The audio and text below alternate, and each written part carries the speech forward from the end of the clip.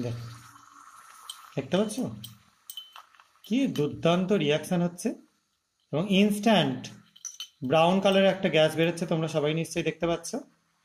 এই গ্যাসটা কি সেটা নিয়ে নিশ্চয়ই নতুন করে বলার কিছু নেই, এটা নাইট্রোজেন ডাইঅক্সাইড গ্যাস। এবং এইটাই নিয়ে আমি তোমাদের এক্সপেরিমেন্ট আগের দিনে দেখিয়েছি। আগের দিন এখানে আমরা ইউজ করেছিলাম যে গ্যাসটা, সেটা হচ্ছে যে মানে মেটেরিয়ালটা, দাঁড়াও একটা জিনিস দেখিয়ে দিই আগে।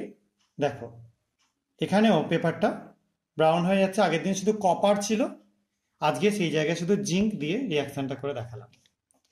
এবং আগের দিনে কপার থাকবার জন্য ব্লু হয়ে যাচ্ছিল, দেখো যথেষ্ট গরম হয়ে গেছে বিকারটাও। এটা একটা এক্সোথার্মিক রিয়াকশন, অর্থাৎ তাপমোচী বিক্রিয়া। এবং এখানে যে জিনিসটা তৈরি হয়ে যাচ্ছে সেই জিনিসটা আর কিছুই না, এখানে জিঙ্ক নাইট্রেট তৈরি হচ্ছে আর নাইট্রোজেন ডাইঅক্সাইড গ্যাস হয়ে বেরিয়ে গেল।